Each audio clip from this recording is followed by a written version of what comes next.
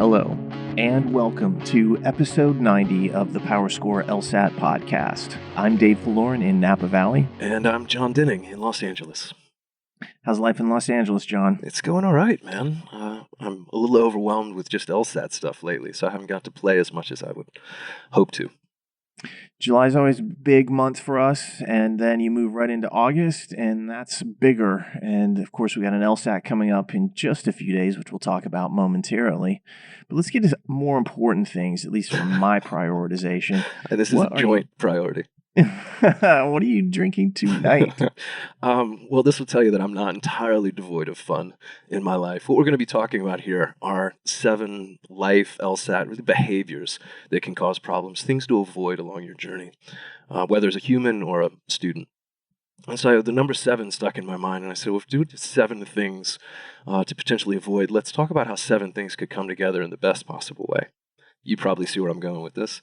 I do. I'm drinking a Long Island iced tea, which has got 7 lovely ingredients that I've probably mixed wrong, but I like it. And that is the 3rd appearance of this drink on our podcast list of drinks. Because I've had it once, you've had it once before, and now you're back to it. That's right. I think it's been a while for both of us. Probably not long enough, but here we are. You know, the Long Island used to be my go-to drink when I'd go to the club back when I was much younger. Yeah, it's a bold move that I'm going to make it. The one adjustment I made is, I think I did this last time too. I always use Diet Coke instead of Coke, trying to keep this healthy. I think that completely makes it healthy. Otherwise, it's unhealthy. What are you thinking, man? That's right. What about you? What are you drinking? I've gone for something upbeat as well. A drink that I have not had before, although I do like the main ingredient, which is Malibu rum. This is a Malibu Sunset, which is really just kind of like a pineapple orange juice, the kind of mixture juice that you can get from like Dole, and then several ounces of Malibu coconut rum, who probably should sponsor us now that I've said it twice like that. And then you throw a little grenadine in there and then just put it over ice. It's kind of like a nice pink color, and it's got enough sweetness that pleases me. Yeah, as you should. That's a perfect you drink. And I hope it's not your only one. After this, maybe you go sit by the pool and make another. And it's a little too late for that, but I will probably make another. Fair enough. You also have picked a really fun song for us, and you introduced me to this, so I'll let you introduce the audience. Yeah, I've become a big fan of this guy. His name is Marc Rebillet, and he's kind of like a loop master, DJ kind of guy who has really, I'd say, blown up during the pandemic. He does all these live streams, and essentially what he does, he just starts playing, makes up songs on the spot. Very bold, kind of uninhibited in his style. He's always wearing these robes. People send him robes, and he's just got some hilarious songs. And a few of his songs I've just got on my perennial playlist when I'm working and doing various things. And one of his songs that he just released, actually, about 3 days ago, just on YouTube, is called Gotta Make a Change. And I thought it was perfect because what we're going to talk about tonight is how to kind of like enact more positivity by eliminating negativity. And I thought the song itself is definitely in that vein. I will say, though, that if you go and you listen to his catalog of videos, just be prepared. A lot of it is very not safe for work. So be aware of that. Yeah, again, I'd never heard of this guy until very, very recently. But so far, I'm kind of into it. I can't always say that about your music suggestions. Girls allowed. But K-pop. Cough, cough. But yeah, this guy's pretty great, man. First, I was like, who's this quirky fool? But he's really talented.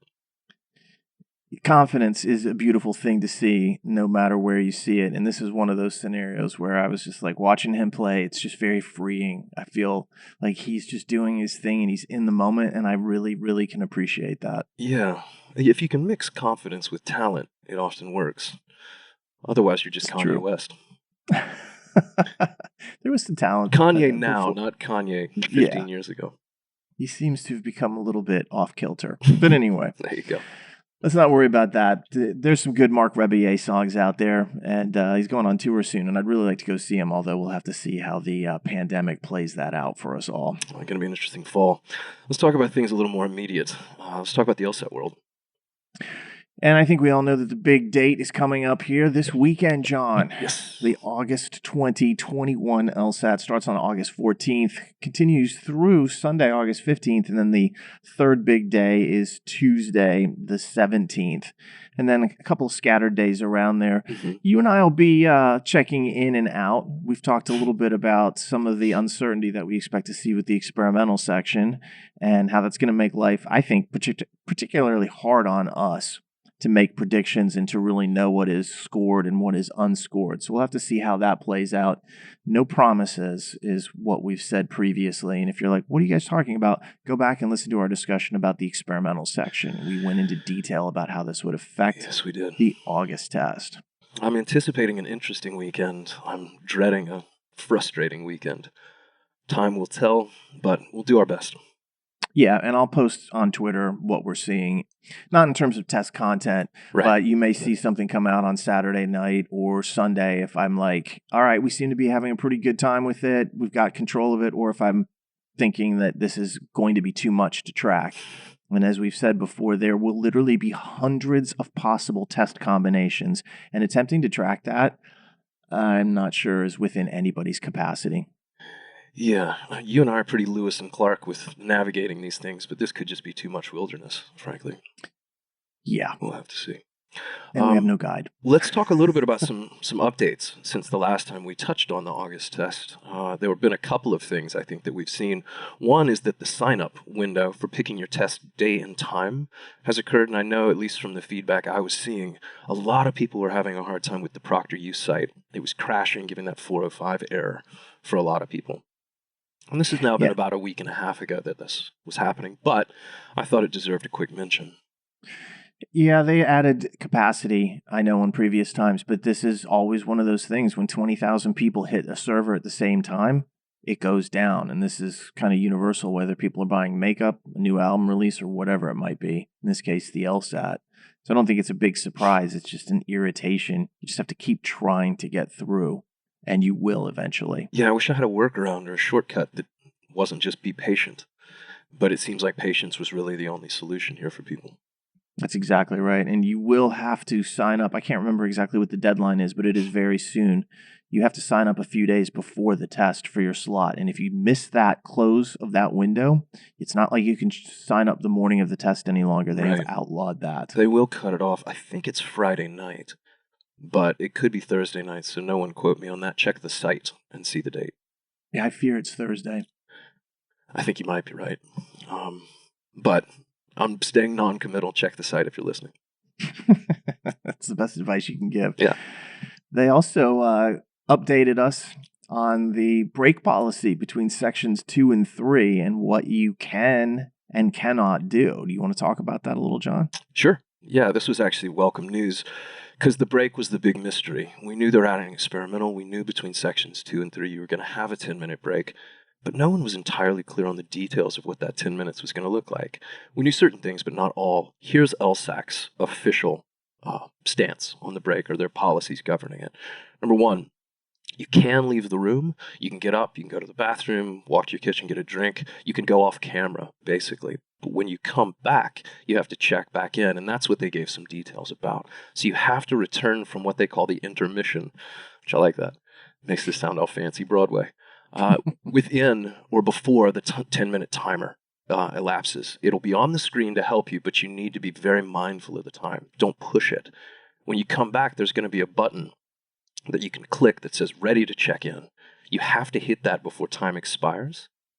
And that to me was the big thing, is if you let the timer run out and don't click the button, as they put it, it can cause issues resuming your test or giving you the rest of the test. That's vague to the point that I don't know what it means. Are you just completely done? Can they restart it? I wouldn't take the chance to find out.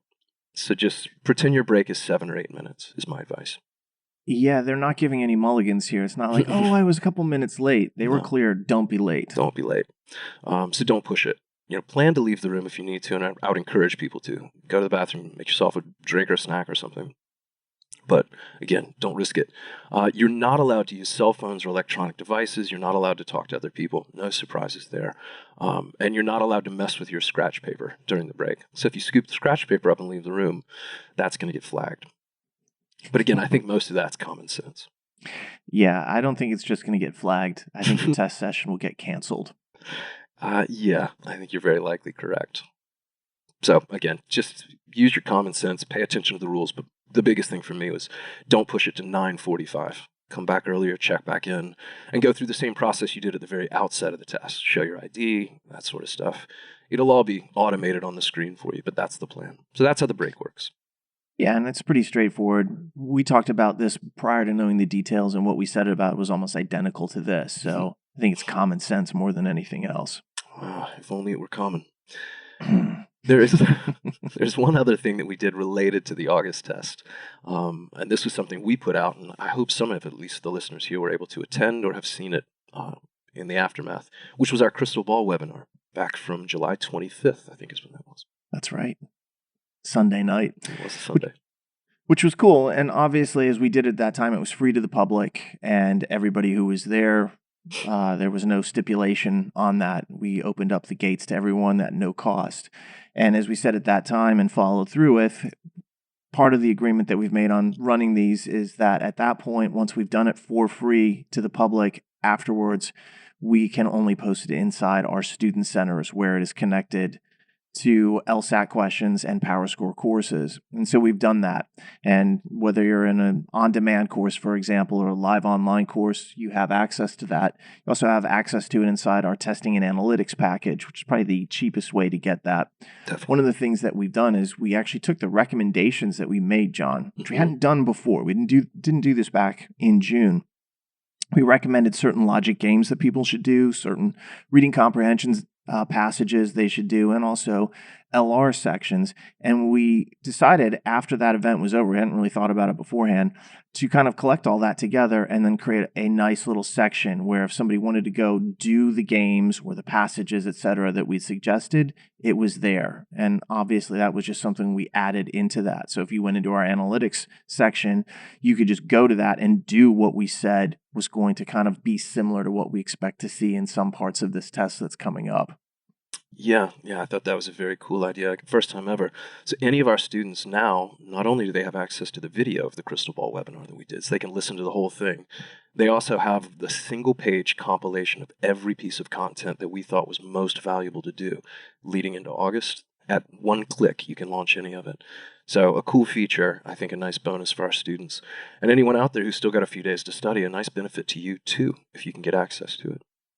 Yeah, the kernel for that idea actually came from a student question. Somebody asked me in the couple days afterwards, it might have been the next day, okay, if I want to go do these, how do I go about getting them? And I was like, why don't I just make that easy for you? And credit to our team for actually putting that together. And I think it was like 24 hours thereafter, they were like, oh, we can do that. Much to their surprise that all of a sudden we were asking for more stuff from them, but it's kind of cool that it is there. Anytime we can absorb some of the legwork and make things easier for people, we try to do it. Students, people, not our staff people. We rarely make things easy for them. Sorry to the staff, you're screwed. You're going to have to do the work. Trying to make life easier for the students, not for the people we work with. No offense, I'm just joking. Sort of. All right. So I think that mostly covers the LSAT developments, both things we've learned about the test and things we've done relative to it. You want to get into this discussion of mentality and behavior? I definitely do. One of my favorite topics to kind of get into. And a lot of times when we are talking to students or even writing about this test, we talk about test mentality and being positive. And we kind of talk about the certain traits that people may have and the sayings that they might have that say, how will this help you become better? What should you focus on? But very rarely do you and I talk about some of the things that are negative that you should avoid. And in the run up to this, when you and I were chatting about it, the comment that I made to you was just like, this is the kind of situation where you can identify negative behaviors and eliminate them. And separate the wheat from the chaff. And the wheat is the good things that you want that are going to benefit you. And this negativity and these negative behaviors, they are the chaff that you want to eliminate from working with. And so we had sat around and really talked about this a while back and kind of set up really 7 things that we see in students and the way they think about this test and act around this test that we think are worthwhile from a self-examination standpoint to stop and say to yourself, am I doing any of this? Mm-hmm. And if I am doing this, I need to change it and turn it around and gain something from that idea and understanding of the fact that you need to kind of like make that sea change. Yeah. So let's talk about these. Let's do it. I often see this, I mean, to emphasize your point, is the old sports adage of like the best offense is often a good defense. That's kind of how I tend to view these things. If you can recognize how to either eliminate them if they're happening or avoid them if they threaten, then you really set yourself up for success. And I would imagine that for many people, they will hear some of these and think, I'm actually doing that without realizing it. Oh, God, that's me. There's going to be that moment for a lot of listeners, I'm sure. Moments, plural, potentially. Yeah, and that's okay. You know, don't get down on yourself if you hear something here and you're like, I've been doing that. Just acknowledge it and be like, it's all right. You mean, we're all people and we make mistakes. Nobody's perfect when it comes to this process. And it's really just a matter of saying, all right, if that's the case, hey, I discovered it. There's a huge positive in discovering these things about the habits that you've fallen into. And then taking that and saying, I'll eliminate it. And that's a big positive. You should feel good about yourself at that point. Yeah, especially when you couple it with the thing that we're going to do here, which is actionable, pragmatic advice of how to make a change. Recognizing this is step one, fixing it, that's step two. And we're going to talk about both of those steps for each. I think it could be really easy for us to say, here's the 7 things, and then just be done. Don't be too hard on yourself. Next. You could do 7, we'd be done in a minute. And be like, let's run out of here. Maybe that would have time to make several more drinks. But we do want to kind of like identify what it is. And the thing about this is in all these cases, I have seen students doing that this year, if not in the last week or month. I could point to examples of it, whether it's something someone said to me, something I saw online, something that someone shared on the phone lines with our staff, you name it. We see this kind of stuff constantly. And a lot of times people don't realize it's self-destructive, but it really is. It slowly drains your energy from doing well on this test and from being focused on this test. Yeah, it really does. It's interesting you put it that way, too, because this really will encompass the entire journey of LSAT prep in a way. I think it's very timely that we're having this in the week leading up to an actual exam, but I don't think there's ever a time when this is going to be either too soon or too late to have heard. All of this advice really, I think, applies and permeates throughout the entire process. All right, well, let's start it off with the very first one. Dig it. So the first one is hesitation/procrastination, which is exactly what you think that it is the idea of either holding back a little bit or waiting too long, kind of like not really getting started or not feeling like you're ready to dive in. And I think as you had said, it's like a lot of times people have this idea that things have to be perfect, that they have to know everything, that they have to have an exact pathway of where they want to go. And so they spend a lot of time thinking about that.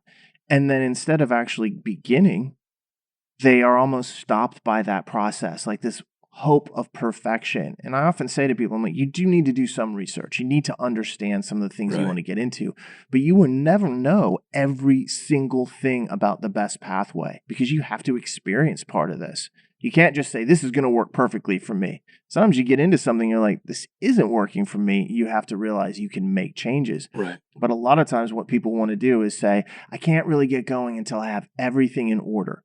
LSAT prep is way too complex for that to actually be the case. Yeah. There's a feedback loop that doing things actually begins to initiate, and you need that loop, at least to trigger it, before you often know what to do next. A lot of this is reactive and organic as you grow and change. So I see people do this and ask these kinds of questions.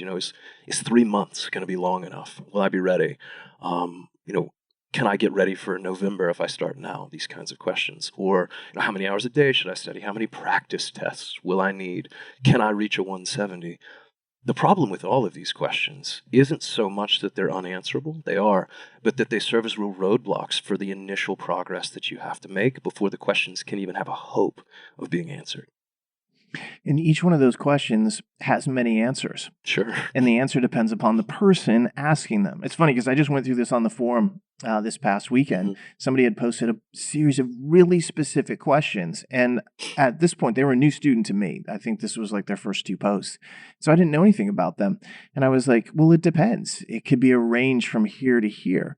And when we talk about hesitation or procrastination, what Jon was really getting at was the idea that you need experience in order to have an understanding of the correct answer to these. Somebody at the beginning of their LSAT preps who says to me, how many practice tests will I need to take? My answer to them is, I don't know, because there is not a perfect answer that is for everyone. Some people go out and they take 3 practice tests, and that's more than enough. Some people need to take 55 practice tests. I don't know who you are until I know more about you, and you don't know who you are until you start doing this. That experience is what helps inform that information. And so sometimes when people stop and they're like, well, I want the right answer before I start, they're actually holding themselves back from progressing and moving forward. Yeah, my instinct a lot of times, and usually I fight it, sometimes I give in. When I hear these kinds of questions that are just obviously so nebulous as to be unknowable at first, is I often will at least be tempted to respond with a question. How many practice tests should I take? And I'll say something like, how would you diagram this conditional statement? And if they can't do that, I'm like, well, let's start there then. Let's put practice tests to some date in the future, and let's begin to learn the test. There's really no wrong place to start, but you have to start. And that's what we're getting at here. Yeah, and I think from an action standpoint, you need to make a plan of some sort, but don't over specify it. Don't try to lock yourself into what you're going to be doing 3 months from now. Like we use study plans and we say, this is a general guideline that we know. And sometimes people will come back to me and they're like, well, I've fallen behind. Am I doomed? I'm like, no. Right. This is something that is a generalized guideline. You can change it. It is malleable to your purposes. It can be adjusted to the specific experience you have. Need to do more reading comprehension? We'll start adding that. Need to do less logical reasoning? You can do that. It's a guideline, not an absolute authoritative rule that says you must do it exactly this way. So making that plan is something where it's like you can go part of the way. Right. It doesn't have to be complete. You just need something that gets you started and stops you from just sitting there. Yeah, this is one of the things I love so much about tutoring is it is reactive in the same way that growth tends to be when it comes to a new skill, some endeavor like this. You've got someone there alongside you the whole way to guide you to take, again, navigational adjustments and help you with this, but as you go. If you ask me what my 4th session with a tutoring student is going to look like when I first meet them, I'm not even going to attempt to guess at that. Yeah, and this is one of the great advantages of something like tutoring or being in a classroom environment where you can talk to an instructor, whether in person or online, Right. is to be able to say, well, what do I do for me? I know that this is the general path that we're taking, but how do I make this adjustment? And sometimes it feels like you have that procrastination or hesitation in making changes because you're like, I don't want to make the wrong decision. It's okay. You can actually figure out if you're on the wrong path relatively quickly. And if you have somebody who's an expert that can assist with that, they can get you off the wrong path even more quickly. Yeah. One of my old favorite sayings is that idea of like perfect being the enemy of good and how you shouldn't let it be. Don't be paralyzed essentially by the fear of not doing the absolute best thing or next best thing. Just make something happen. Step 1, begin. Yeah, which leads to one of my favorite sayings about step 1, which is the journey of 1,000 miles starts with the first step. You gotta begin. And you think to yourself, oh, it's so far, 1,000 miles. It's like the perfect journey that you're going to take. And you want to know exactly what you're doing along every step of the way. You're never going to get there unless you start. It doesn't have to be perfect before you start. You have to get going. Yeah. Hey, what's the weather going to be like at mile marker 9:18? It's like, just worry about mile marker 2, but go. It's going to be sunny. Yeah, that's right. That's perfect. So the idea here isn't that you go into this blind with no plan. It's that any plan, or at least a semi-well-formed plan with some uncertainties built into it, is normal and is fine. The key is that you start. So seek information, gather advice, talk to experts. Hello. But don't be afraid to do something rather than nothing, even if you're a little bit uncertain. It reminds me, Dave, of one of my favorite techniques in games, hurdle the uncertainty. Something that we teach and talk about, the idea that just because you don't know the exact inference doesn't mean it doesn't lead to a benefit or some sort of, again, reward. I'm paraphrasing Uncertainty. greatly there, but that's the No, idea. but uncertainty can occupy spaces, and even though you don't know exactly what's happening in that space, you can still jump over it and move on. Right. I think One that's of my better. favorite Better concepts put. too of kind of like identified, although my least favorite name of any technique that we have. It's so on the nose is to almost like undermine itself, you know? We're usually pretty clever, pretty pithy. That was just straight accurate. Yeah, you know, it's funny because I used to have this thing that I would say to classes I would teach. It was like, if anybody can come up with a better name, I'll give you $100 because I didn't like it. And I was like, but this describes the technique. And people would be like, the leapfrog technique. I'm like, no, No, that's not better. no. You owe me $10 for suggesting it. Well, now, does the offer still stand? Now I'm motivated. Well, you know, for you, I'll make it stand. Okay, buddy. Actually, you know, if somebody did come up with a better name, I would give them the $100. Yeah, I think that's fair. All right. PowerScore challenge out to the world. We'll see how it's that Dave's works out. personal 100, by the way. I'll take it out of my pocket. That'd be worth it. It's been a long time though that's been around, and I've never heard anything where I was like, "That's it." And of course, I'm the sole judge and arbiter of this decision. So, if you're paying the bounty, you should be. If I'm paying the money, I get to make the judgment. That's fair. Let's go to the next one. Yeah, I like this. And this to me is one of the most dangerous ones of all, which is comparing yourself to other people, what we would probably just call here comparison. That is the second very dangerous behavior or attitude to take to this. Here's the truth. No one who studies for this test does so in an absolute bubble, in complete vacuum-sealed isolation. You're going to encounter other people, be exposed to others that are studying. You're going to run into people and hear about this online, the journeys and experiences of others. So the idea that you can completely sterilize your own path to the, again, noise of others near it is, I think it's just far-fetched, if not deluded. So what do you do with that noise? And that, to me, is what this is about. How do you shut out the right parts and let the other parts in? That idea. I think you have to realize that it's okay to have the experience of other people kind of like infringe or affect how you're thinking. It's not that we're saying that you can't value what other people have done or learn from what other people have done. To me, this is a very specific type of pernicious behavior that is built around someone saying, you know, this is where I am on my path, and then seeing someone else and thinking badly of themselves. Like, I'm not as good at logic games as that person, or my score is not as high, or the schools that I'm looking at aren't as highly ranked. And that's really dangerous because it really undermines your self-confidence and affects your self-value because you start thinking, I'm not as good as the next person. And that's the kind of comparison I think is really harmful and that I see so often online where it bothers me because, you know, we'll talk about the online traps that are out there, but you have to do you.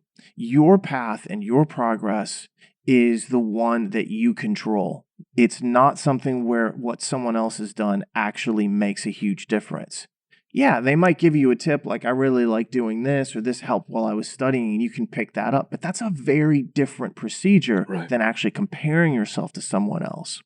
And I mean, you have to be careful too, because there are so many so-called authorities online that sometimes people are throwing things out there where I'm like, that's not a tip that I would recommend that people be taking. So you have to actually use your own judgment and kind of like comb through what it is you're reading. But a lot of times I see people like, well, I know everyone else is doing really well in logic games. And I think to myself, no, they're not. But it seems that way to you. And that's the comparison that you don't want to fall into. You do not want to fall victim to that trap of comparison that is there. Yeah, I'm glad you actually made that specific point, that it's comparisons in a sense that reflect back on you in some negative, in some less than way. That's the danger here. If the comparative outcome is your self-assessment relative to others is, hey, I'm doing great. I might be the smartest one here. I'm the best person at this in the world. If that's the outcome of your comparison, I'm far less concerned. But we very rarely see people do that. It takes a certain narcissism that, I mean, just go run for office. It's the self-harming type of thing where you just beat yourself up as I'm not as good as these people, or they're doing something better. I'm too slow. I'm too dumb. How am I ever going to compete with them? That's the real issue here, because it's entirely false. It's a myth. And it also, as you say, just is ignorant to the fact that you're unique and you're on your own journey, and it doesn't really matter what other people are doing compared to you. Yeah, someone else's success shouldn't make you feel bad about where you're at. That's the first thing. So no matter how you're looking at this, if that you're falling into that kind of feeling, avoid the sources where you're seeing that information, because the downsides are really bad. The other thing is this when the Olympics is just wrapped up, and one of the things that you see, they run these races, you notice that they all start at the same kind of like time. They hit the starting gun and everybody begins running. Now, if you watch a race like the 400 or something, they're running in different lanes. And so the person who's out first and it looks like they're way ahead of the next person, they're not necessarily the person that wins. And one of the things that makes it really interesting about the way LSAT prep works is where someone appears to be on the track can be very deceptive. Because maybe you're just starting out and then you're hearing about this person who's great at games, but they've been studying for a year. It's very hard to make comparisons along the point because we don't all start at the same time. And even the size of the tracks that each person is running on are very different. Mm-hmm. And so you have to realize that there's a perspective that's required. Yeah, if somebody's done really well and you're envious in the sense of like, wow, I'd like to do well too, that's okay to me. If you're thinking, I can't do that and I'm not as good as that person, no, maybe you're early on or midway through your path and the greatest gains are still yet to come.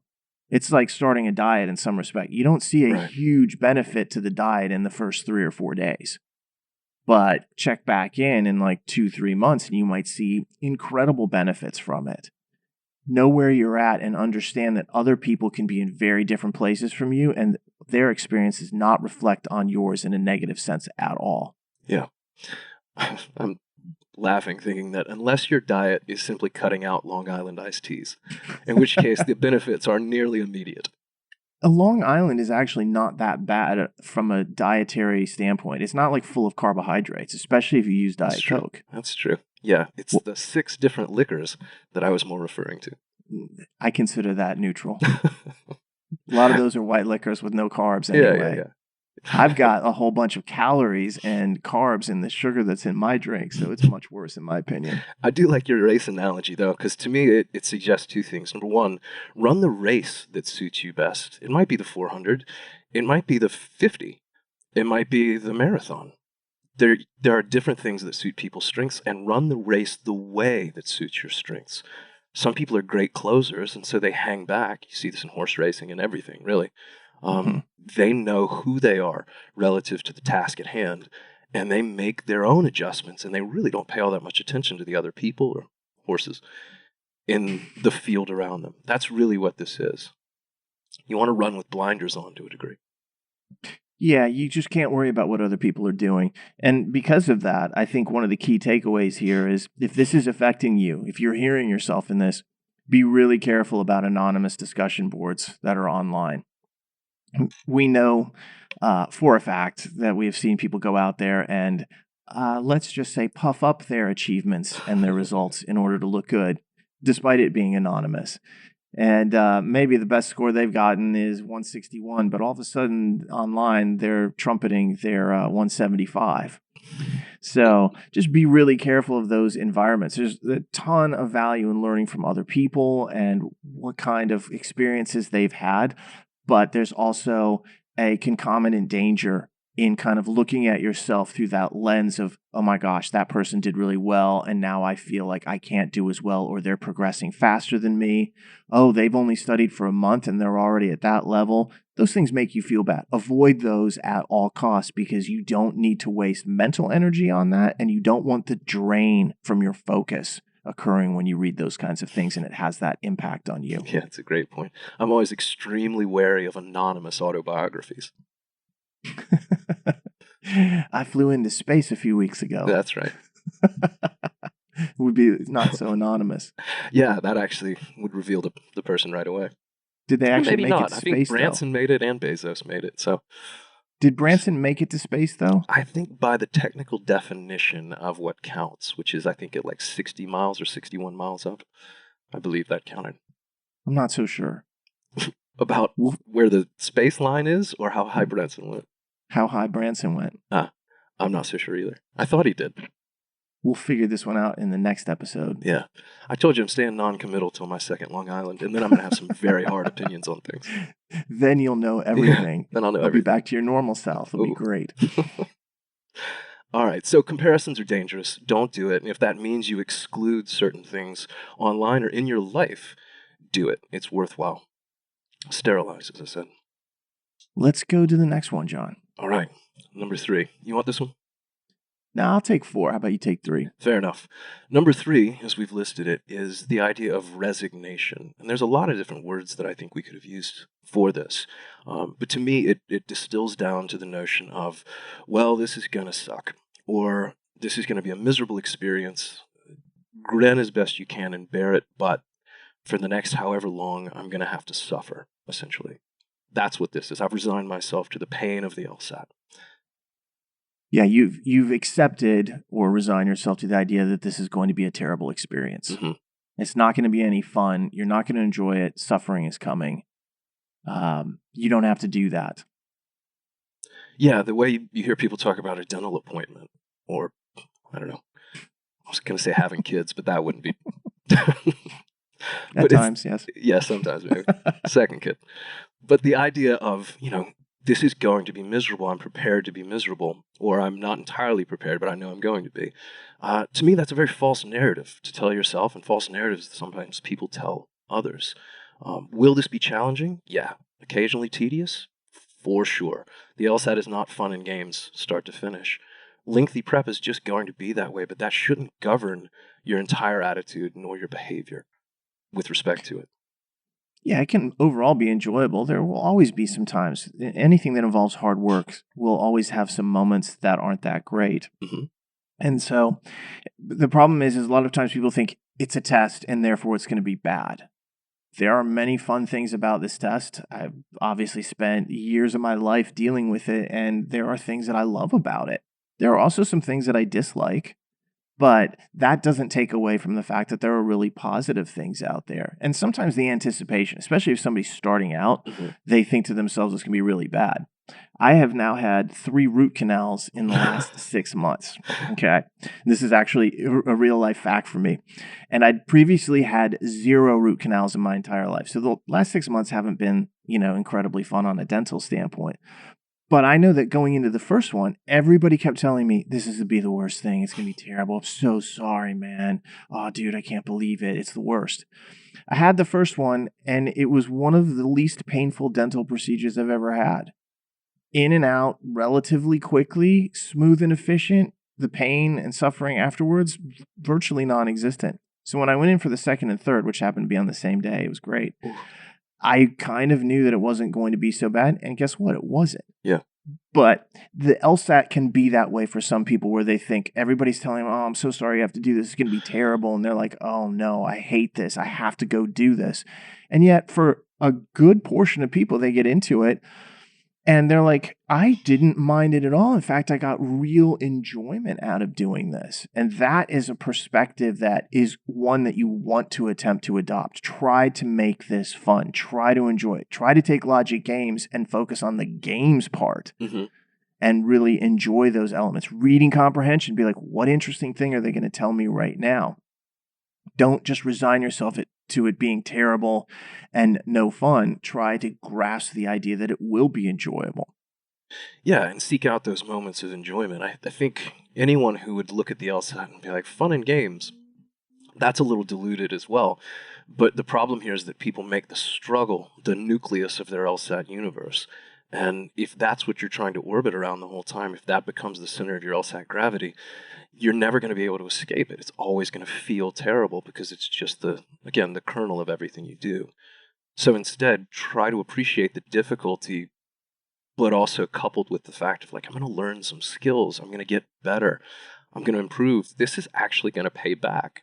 one day. I think that's a big part of it too for me, keeping that enthusiasm for the future. Yeah, people like to take the negative and then play it up like I'm suffering so much. Mm-hmm. The way to change this is to really kind of like move your perspective on it. A lot of times when people hear people saying, I have to study this week or I have to do these 10 logic games. And I always think in my mind, I'm like, how different would your life be if instead of saying, I have to do this, you got to say, I get to, or I'm excited to do. Instead of saying, I have to study for the LSAT, you get to say something like, I get to study for it, or I'm looking forward to doing this. I have to learn this new concept becomes I got to learn it. Right. And it was super fun to do that.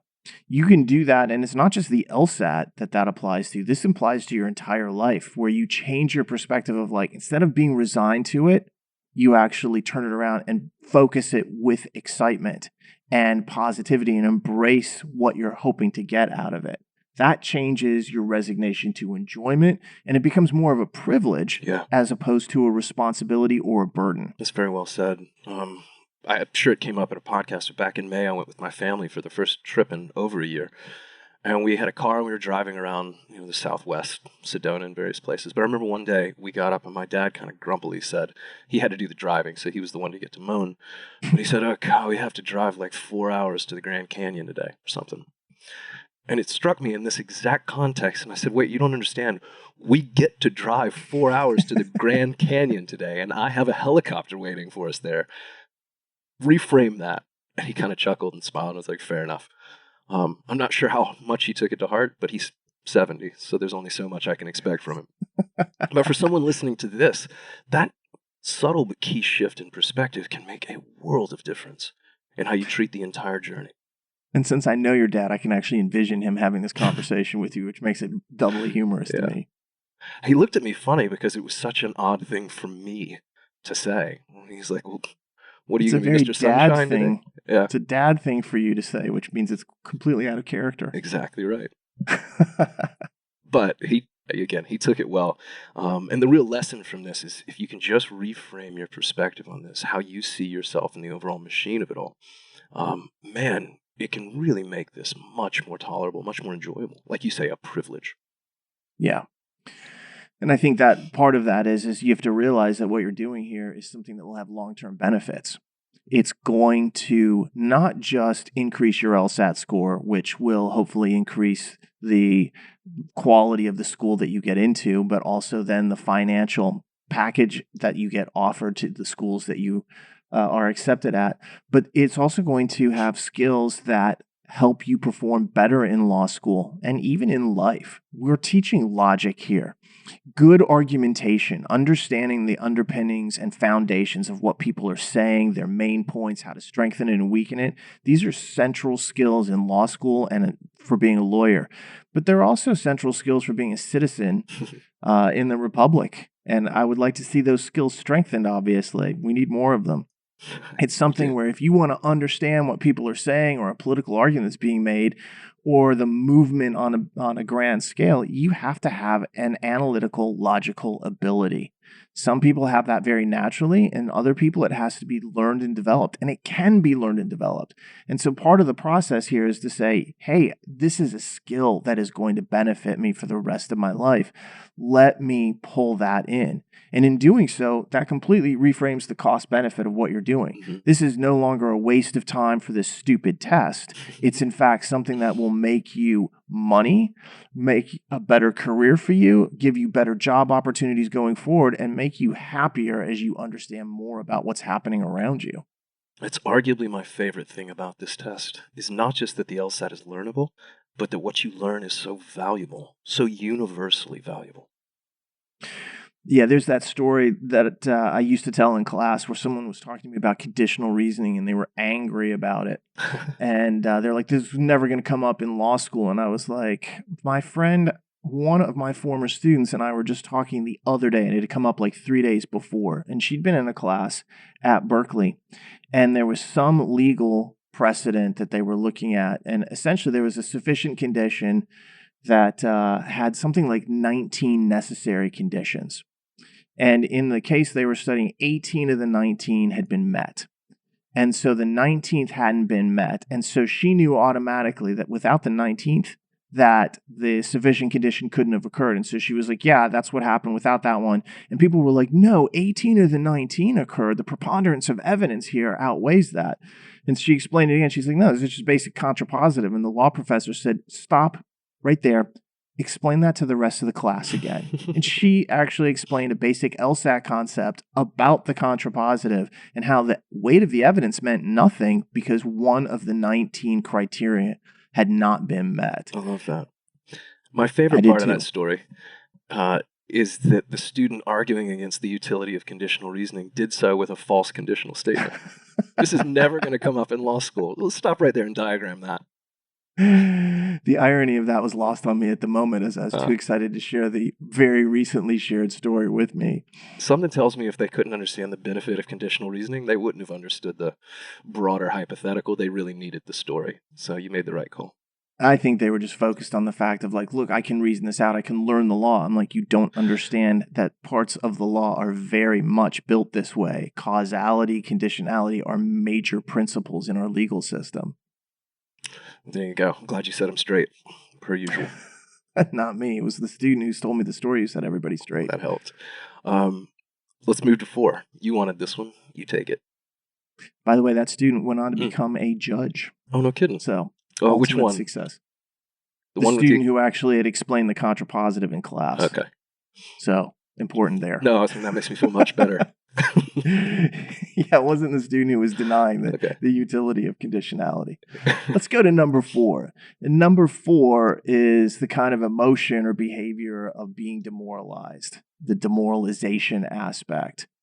And this is something that I think I understand it really easily. It's getting down on yourself and thinking, you know, I'm losing faith in my own abilities. I'm losing the thread of, being focused on this test. And the truth is that everyone, without any exception whatsoever, will encounter setbacks on this path.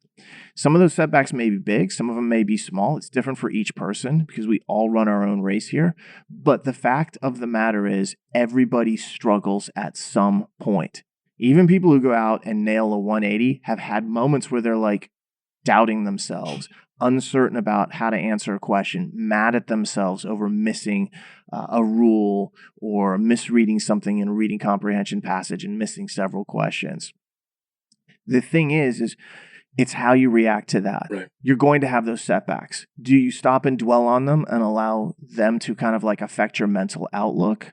Because it's so easy to do that. It's easy to kind of like move down and sink into that black hole of like, I'm unhappy, I've made some mistakes, this isn't going as well as it should be, and becoming really disappointed in yourself. And that's a problem because that will then sap all your energy. It'll sap your ability to focus. And you wake up in the morning and are you happy to greet the day?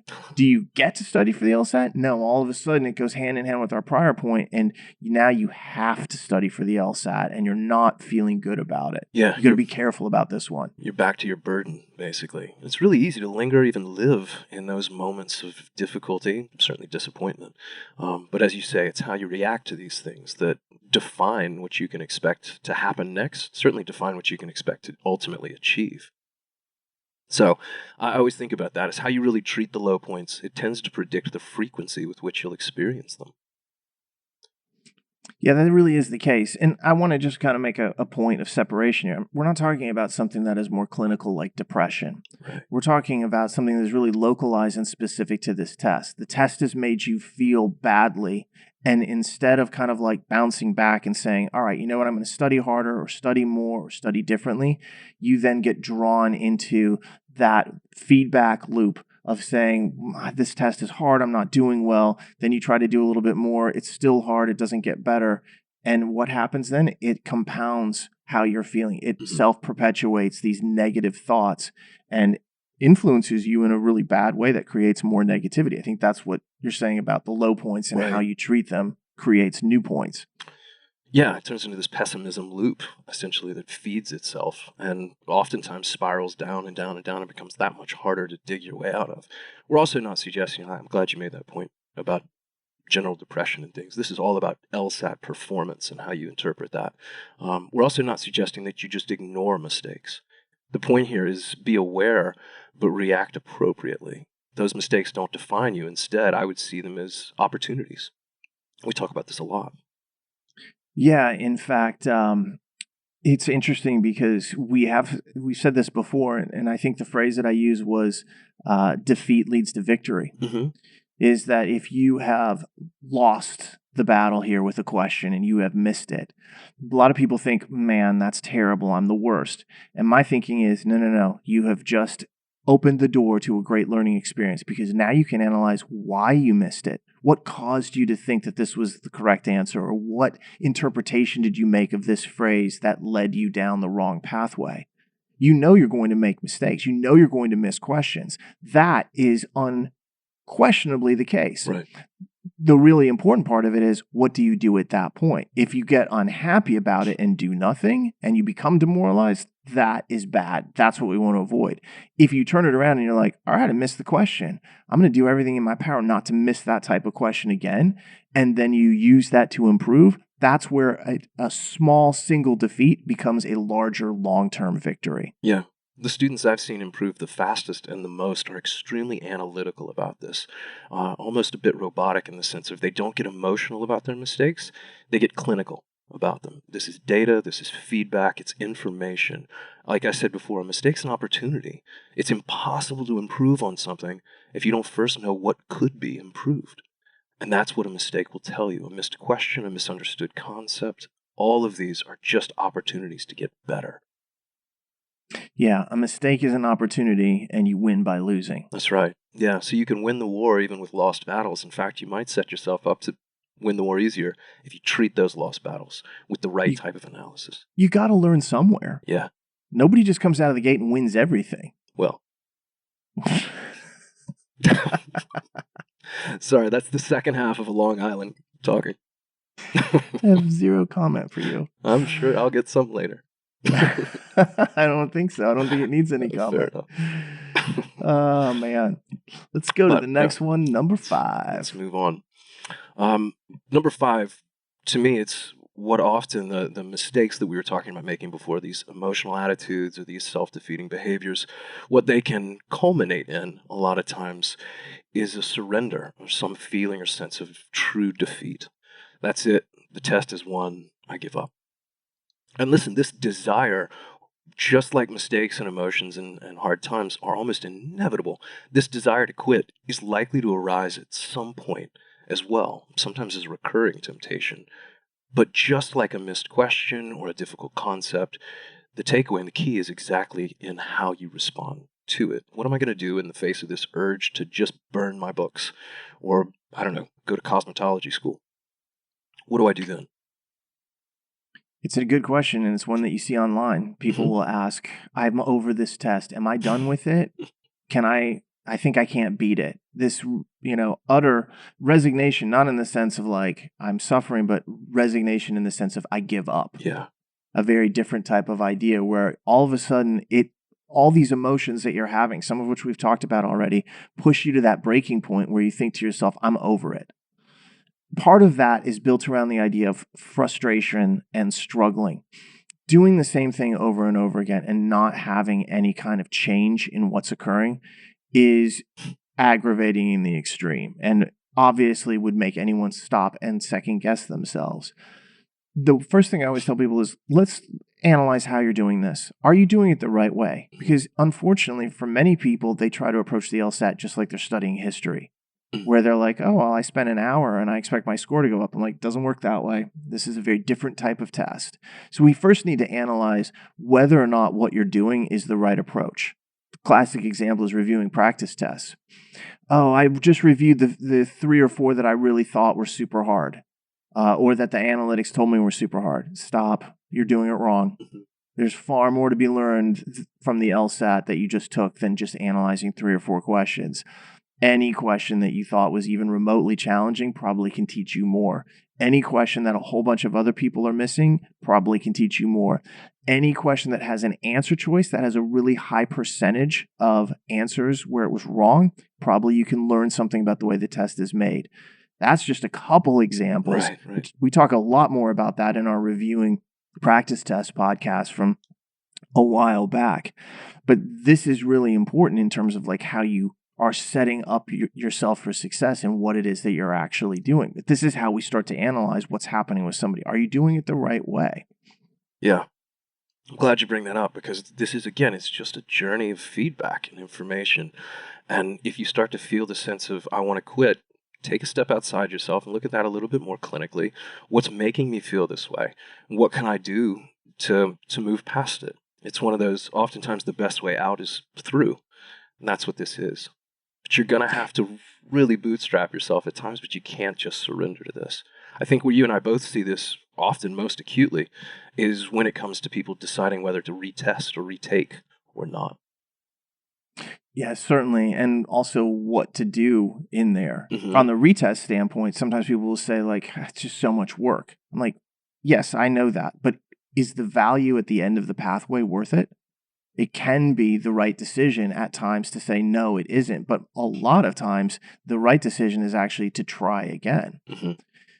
And so, usually the decision there is to say, retake it. Right. The other thing that I often hear people say when they start talking about retaking is, well, what do I do? Mm-hmm. And the question that is being asked there is, did I do it the right way? Is there something different? And I always go back to saying, first off, how did you do it? Did you do it the right way? And one of the things, John, that you and I often find is that people will use the materials, especially the LSAT Bibles, in a way that I think is probably not the most advantageous. Yeah.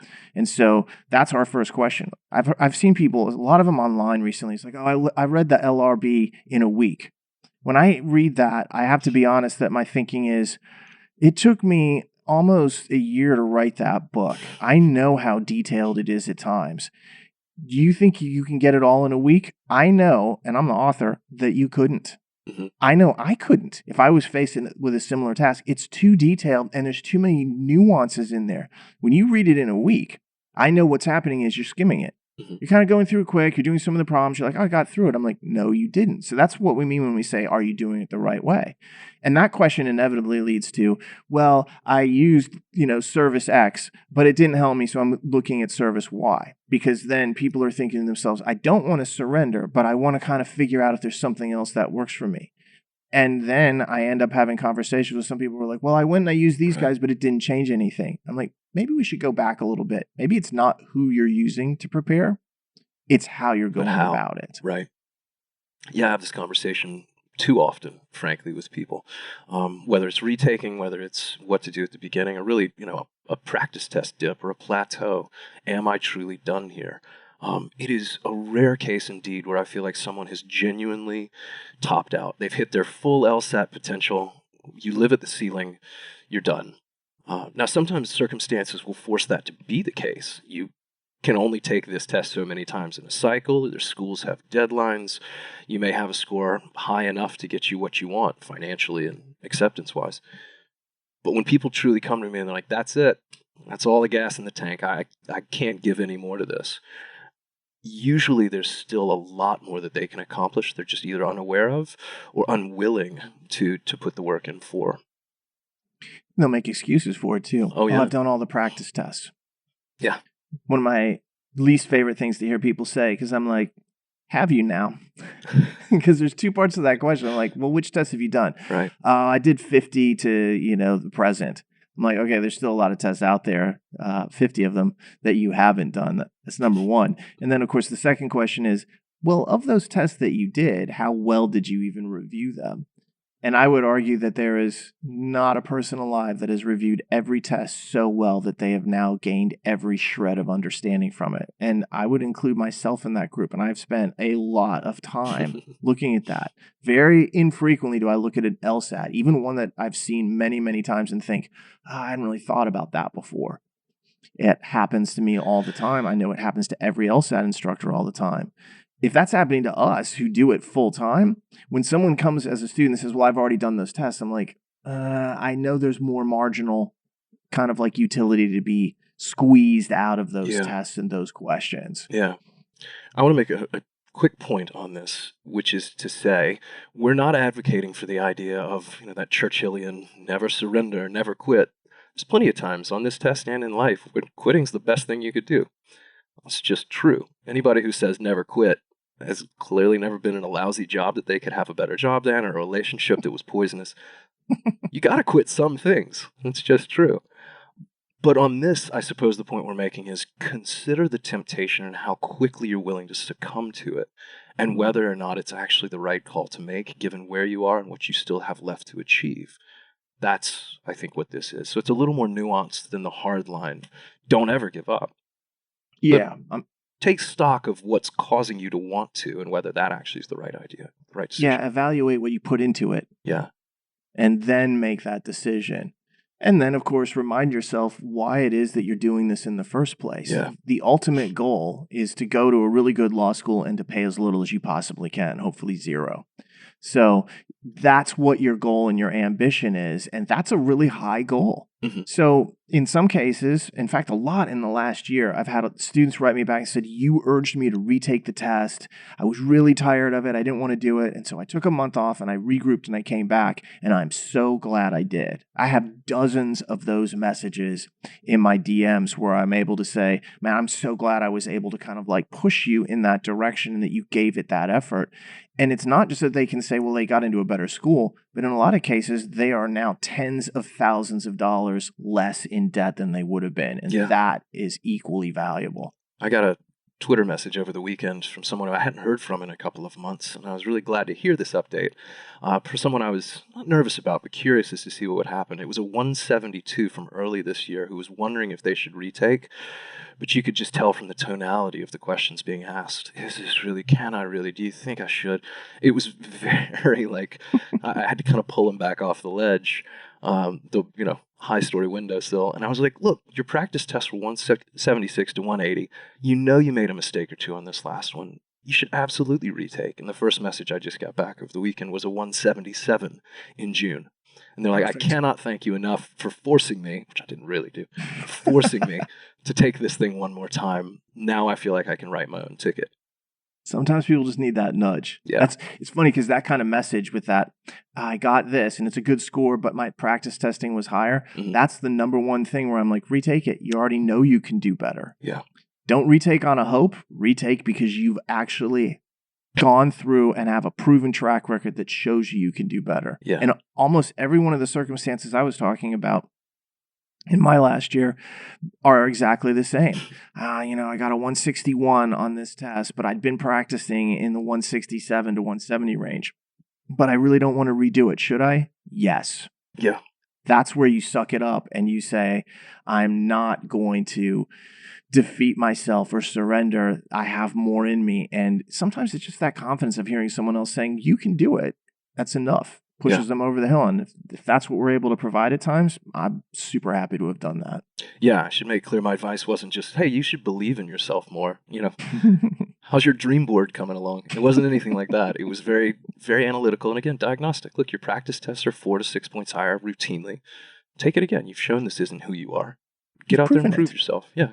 The track record is there. Those are the easiest situations in the world for me to say retake. And I don't always say retake. There have been instances where I'm like, I believe that you are telling me that you can't do better. And if that's the case and you really believe that, then don't retake it. Yeah. It's not, beat a dead horse, as the saying goes, even though I don't like that saying. Well, it's dead already. But it's not nice. I like horses. But yeah, this was a case where clearly the guy just wanted to quit. And felt every kind of impulse saying, just, it's good enough. And I said, and that's exactly how a lot of people feel. Yeah. I put so much time into this. I don't want to do it again. Sometimes you just got to rally up for the last lap. Fight on. And I'm really glad he did. And now he is too. I'm happy too. Let's go to number 6. This might be my favorite one. I think this is a great one because it talks about balance in life. And the thing you want to avoid is self-denial. That's right. Number 6, self-denial. You and I are really good. Yeah, our ascetic lives. At this. But a lot of times what I see when people are studying is they get into this routine where they feel like it's all or nothing. Either they're studying the LSAT or it's just not worth their time. And I really disagree with that. Mm-hmm. You're a person. You're an actual living being that is going to go through emotional phases. You're going to go through ups and downs in terms of your diet, your exercise, all these things in your life, your relationships, what have you. And a lot of times when people get into this LSAT mindset, they hear what we say about logic and analysis, and they think, I have to turn myself into this white coded technician who cannot actually get out of the lab, and I must always be tinkering with my thinking and so forth. And my theory has always been this: when you're in the LSAT moment and you are studying, that is who you should be. You should be analyzing your own performance and being very clinical about it. But you are a human, not a robot, and you have to have life balance in terms of what is going on. If you're going to do well on this test, you need to go out and have fun. You need to talk to your friends. You need to play video games. And sometimes people are like, I can't, I feel guilty. I'm like, I am here to absolve you of guilt. You know, it's the LSAT Bible kind of like frees you of this, is that you no longer have to feel bad about taking a moment to simply self-care and get away from the LSAT. Nobody can do this round the clock. I love this test, and there are days where I wake up and I'm like, I don't want to deal with the LSAT today. Mm-hmm. That's everybody. Take a break. Go out. Go canoeing. Do whatever it is that is something that you enjoy. Doesn't matter whether it's inside or outside, whether it's online or reading a book or what have you. You cannot deny yourself normality, and certainly not to focus exclusively on this test. Yeah, you've mentioned the Olympics. I love that, by the way, Father Dave has now absolved you for listening. That's fantastic. I'll take some. I'll take some of that if you can pass them along my way too. No. But we talk about the Olympics. Even these elite athletes, as much as they are one-track minded at their ultimate ambition, their goal for the podium, they still have lives. They still go on dates and out to dinner, and they take breaks and watch movies. And I mean, God knows what they get up to in Olympic Village. So actually, God does know. Yeah. Everybody knows, yeah. Actually. Yeah, that's what I'd be watching closely too. The Olympic channel. Yeah, that's right. Behind the scenes. But I mean, again, the most elite performers in the world, at the cusp of everything their life is meant to have led up to, are still trying to enjoy themselves to some extent. And that's what we're really encouraging here. When you self-deny to the extent that your life loses some semblance of balance, you're taking a huge gamble in ways, both physically and mentally, that a lot of people don't realize. Well, it feels like you're doing the right thing, but it's actually the wrong thing. Yeah. And it's not that you're deluding yourself. It's simply that your belief system in terms of what's the right thing to do happens to be mistaken. And it's because you've never done this before. And so it feels like I'm committed 100%. And there are times, 2 days before the LSAT, I don't think you should go on a big bender. You know, that's the time to like be doing some light studying and winding it down. But you have to take your moments. I get messages from people all the time who are like, I'm 2 months to the LSAT and I'm behind where I want to be, so I'm going to study every day for 8 hours. Do you think that's a good idea? My answer is always the same. No, I don't like that plan. You've got to build in some time for yourself. Or the LSAT's in a month and I've been studying for 6 months and I'm just feeling so tired and burned out. What do? Take some time off. Yeah. I can't afford 3 days off. I'm like, you can't not afford 3 days off. Take the time. It is okay. We actually saw this at the end of the Crystal Ball in July. I was taking kind of like a free-form Q&A at the end, and this topic came up about taking breaks, and I was like, you have to take breaks. And all of a sudden, in the commentary, which is not recorded because we turned off the recording at that point, there was a whole slew of comments that came in that said, thank you for that. I needed to hear that. I know I need a break, but I just couldn't bring myself to take it. I felt too guilty. And I'm like, that is fantastic for me to read, because I'm like, it's okay to take some time off. In fact, I wrote a blog about it called Why Breaks from the LSAT Can Increase Your Score. And it was really about more long-term breaks where somebody might take like 3 weeks off in the course of like, they're taking the LSAT in 4 months and they might need a really long break. And that's kind of what I was talking about. But it really is true on a smaller, more microcosmic level here. Mm-hmm.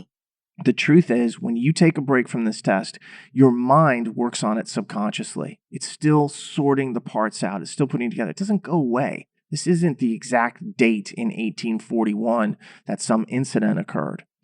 And so it's much more principle oriented, and your mind holds on to principles for a very, very long time.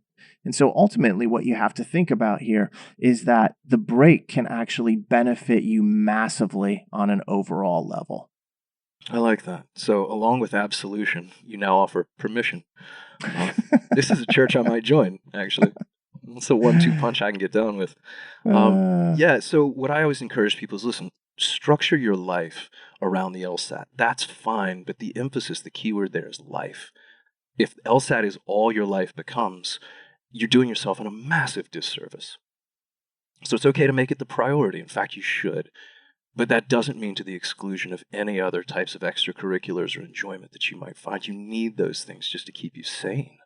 And listen to your body, scrutinize your results. If you're burning out and your results begin to indicate that, if you're just exhausted, or again, we talked about demoralization before, take that break that Dave has just fully blessed you with. I'm just picturing you in the frock. Religious terminology. The church of logic. Yeah, that's right. But this is just how it works, and people just forget to be well-rounded when it comes to this stuff, thinking they're doing the right thing. This is almost always well-intentioned, but just grossly misinformed. That's exactly right. Yeah. Well, should we move on? Yeah, I think there's one left in the quiver. There is. I'll let you take that one. I will.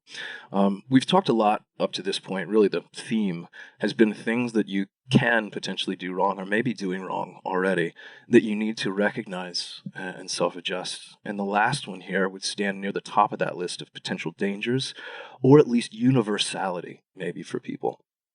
Not everybody's going to feel like quitting. Some people just charge start to finish through this. Some people don't take the LSAT seriously enough, so the self-denial was never a problem. But the last one here, I think most people are going to encounter at some point, and that's the idea of self-doubt. Or another word I might have used for this would be the idea of like unworthiness. I don't deserve my successes. I haven't really earned this. This is a fluke if I do something well.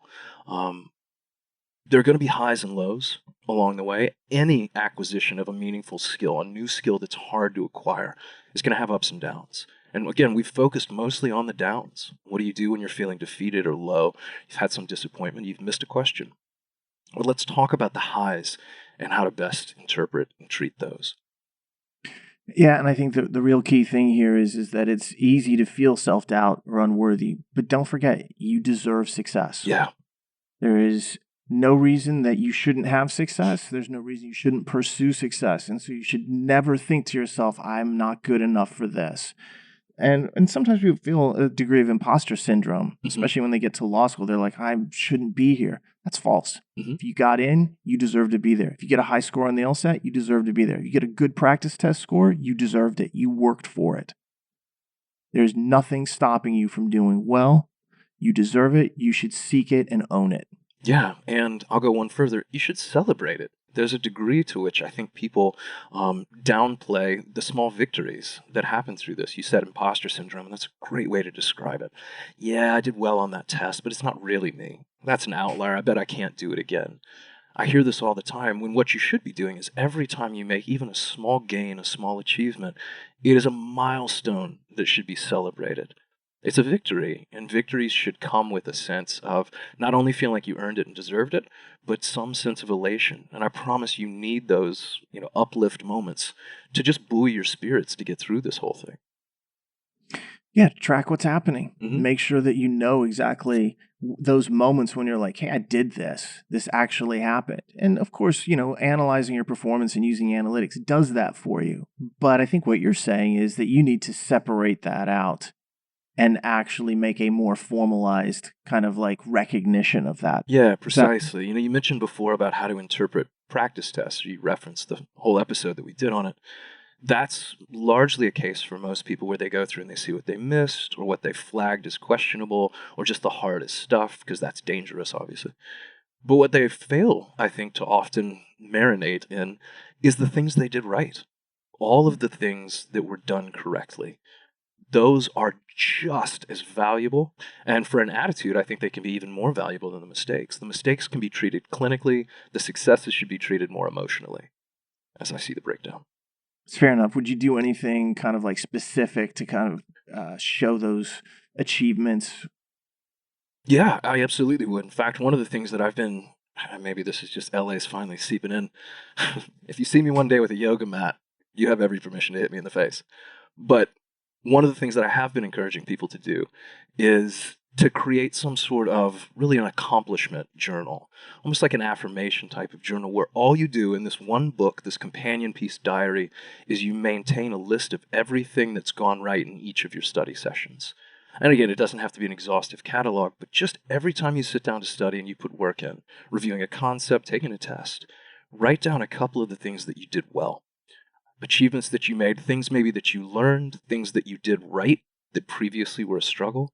Any improvement, chronicle it.